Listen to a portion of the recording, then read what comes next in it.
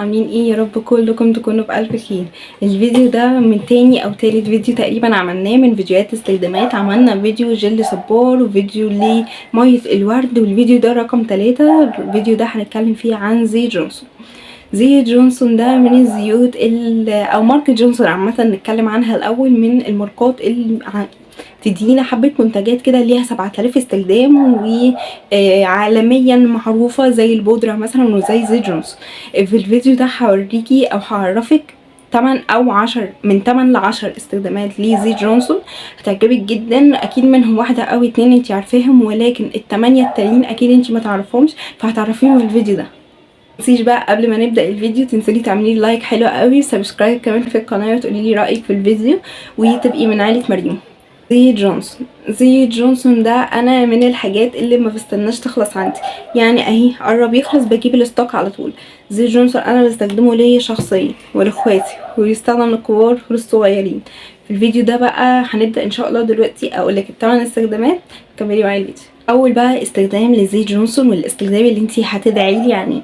كلنا عندنا طرق مختلفة لإزالة الشعر أيا كانت طريقة، في منهم طريقة معينة زي السويت وزي الشمع. الطريقتين دول من الطرق اللي بيسيبوا تلزيق فظيع، وبالذات الشمع اللي بيبقى في الجهاز اللي انا هحطلك صورته هنا دلوقتي. الشمع ده بيسيب تلزيق قوي جدا، بيخليكي حرفيا ملزقه، بتلزقي في اي حاجه حواليكي. مهما غسلتي المنطقه اللي انت عملت لها ازاله الشعر بالشمع بالميه باي حاجه ما بتروحش، حتى لو بالشامبو برده ما بتروحش. نبقوا قاعدين مش عارفين نعمل ايه، هنستخدمه ورق تاني للشمعة ولا هنعمله ايه؟ الحل عندي حرفيا انا اتفاجئت اصلا لما عرفت ان انا بشيل الشمع بالزيت اللي بحط حبة على ايدي. مثلا نفترض ان دي المنطقة اللي فيها شمع فاضل، بقوم حاطة الزيت واقعد اعمل كده وادعك الاقي الشمع بتاعي ساح واتشال كله من على الايد، من غير بقى ما افضل بقى احط تاني في مناديل واشيل بقى واحمرار والتهابات ودنيا كبيره. فبجد زيت جونسون انقذني في الموضوع ده. بما اننا فتحنا موضوع ازالة الشعر يبقى نكملوه. زيت جونسون من الزيوت اللي بتستخدم مع اي ازالة عامة. لما نيجي نستخدمه للوش بالذات، اي حاجة او اي ازالة شعر لازم ان احنا نبقوا موفرين لها كل الطرق اللي هي ما تطلع لناش التهابات، ما تعملناش احمرار وهكذا. ففي بنات بشوفها بيعملوا شيفنج على الناشف غلط، هيطلع حبوب، هيعمل حكة. فانا عشان عايزة امنع الحكة بين البشرة وبين الشفرة بتاعتي ايا كانت الشفرة، في شفرات زي فلامينجو، في شفرات تانية يعني عادية جدا وبتبقى حلوة. حتى فلامينجو الكوبيك على فكرة انا جربتها كويسة جدا. فانا عايزة اعمل عازل بيني وبين الشفرة، عازل بين طبقة وشي انا وبين الشفرة. فساعتها انا بحب استخدم حاجتين، يا هستخدم زيت جونسون وافضل اشيل الشعر، يعني افضل ماسكة مثلا البشرة بتاعتي واشيل الشعر بعد ما احط الزيت، يا اما بستخدم جل الصبار. وليه بحب اكتر ان انا استخدم زيت جونسون؟ لان الزيت بيبقى بعد ما بشيل حتى الشعر بلاقي فيه ترطيب خفيف جدا. فانا بالنسبه لي زيت جونسون من الزيوت اللي انا وانا بعمل شيفنج لوشي طبعا هستخدمها. فترة الشتاء احنا بنحب ان احنا نرطب بشرتنا ان كانت ايدينا او رجلينا. المرطبات دلوقتي غالية جدا، وفي ظل الظروف الاقتصادية اللي احنا فيها المرطبات غالية قوي. حتى اقل حاجة طبيعية احنا ممكن نجيبها ممكن توصل ل500 جنيه.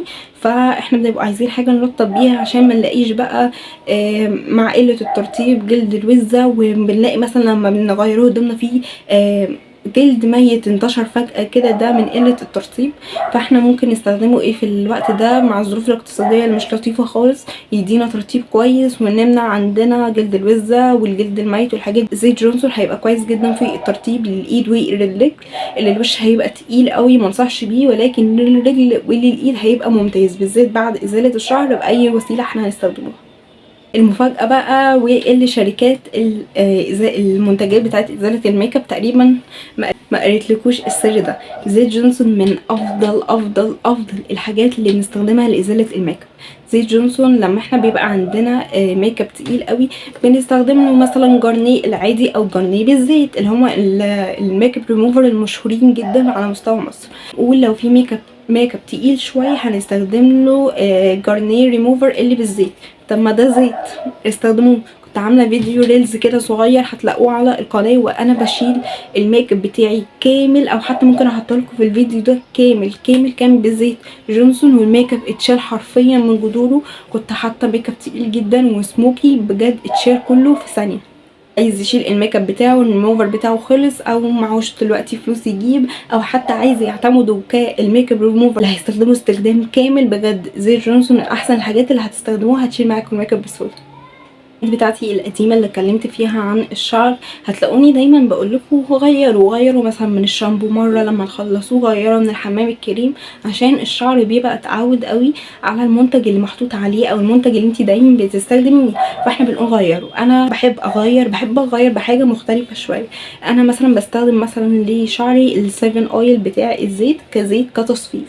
عارفه ممكن الناس تبقى شايفاه تقيل قوي، بس انا شايفه منه يعني شكل مناسب ليا انا، فانا مرتاحه عليه.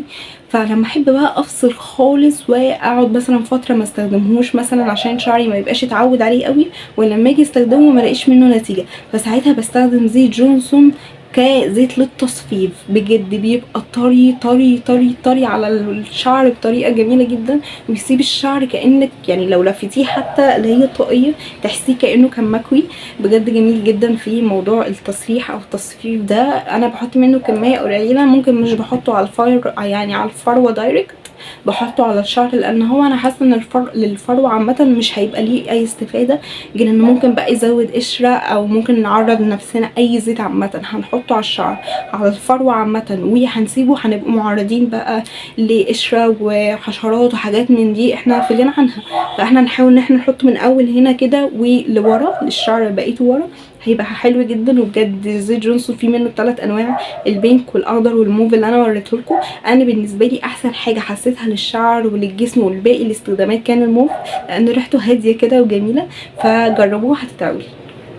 نصايح الشعر شفتوا كام فيديو ذكرناه في الفيديو ده، كلمتكم في فيديو نصايح الشعر ان احنا ما ينفعش نحطه برفيوم دايركت على الشعر عشان ما نأذوش من الكحول وهكذا. في بنانيت عسليات كده قالوا لي طب هنستخدمه ايه؟ هنستخدمه معطر. طب ايه المعطر اللي احنا هنعمله ده؟ هعمل لكم ان شاء الله فيديو معين كده ازاي نعمله معطر في البيت، ولكن ممكن اقوله لكم سريعا. هيبقى عباره عن ميه ورد وصبار، حاجه بسيطه خالص، وكمان نقطتين من زيت جونسون على حسب بقى الكميه. يعني مثلا لو هنعمله مثلا لمره واحده نجربوه خليه نقطتين 3، وزيت عطري، ونمكسوا الحركات دي كلها مع بعض ونستخدموه للشعر، هيبقى تحفه، وبجد هيخلي ريحه الشعر جميله كده ورفرش طول الوقت. فزيت جونسون من الحاجات اللي هتخلي الموضوع ثابت شويه، او المعطر ده ثابت على الشعر وقت اكتر، وكمان هتخلينا نستخدمه كمعطر بدل ما نستخدم البرفيوم والكحول. يعني هيغنينا ان احنا ممكن نعرض شعرنا للأذى. نعمله اي مخمريه او اي معطر للجسم، بنبقوا عايزين مثلا ايه هنستخدمه، مثلا ايه المسك او الزيت العطري، وعايزين معاه حاجه مثلا هنحطه كريم، اي نوع كريم عشان نعمله كمخمريه او زيت. لو هنستخدمه زيت فزيت جونسون ممكن البنك ملهوش ريحه قوي، فاحنا ممكن ساعتها نمكس زيت جونسون البنك مع المخمريه او عشان نعمل المخمريه مع المسك بقى او الزيت العطري، هيبقى كويس جدا وبيمتص في البشره بسرعه قوي، فهيديني ريحه حلوه وترطيب في نفس الوقت. طبعا الاستخدام الاخير واللي كلنا عارفينه، واللي اصلا ده الاستخدام الاساسي لزيت جونسون للاطفال، ان كان بقى لترطيب جسمهم او لشعرهم بيبقى رقيق قوي على بشرتهم، هو اصلا بشرتهم تبقى رقيقه جدا في الوقت ده، ففي الترطيب هو لا يعلى عليه للاطفال، هو اصلا منتج للاطفال، فاكيد احنا مش هنتكلم في النقطه دي. هيعجبكم جدا بجد، جربوه. كده الفيديو بتاعي كده يبقى خلص تقريبا. اتكلمنا من 10 نصايح لزيت جونسون، اتمنى ان هم كلهم يبقوا عجبوكم. متنسوش تعملوا لي لايك في القناه وتعملوا لي سبسكرايب حلو زيكم، وتتابعوني على الفيس وعلى الانستا وكمان على التيك توك، هتلاقي اللينكات بتاعتهم في ديسكريبشن بوكس او في اول كومنت مثبت. كانت معاكم مريم، سلام، يلا باي باي.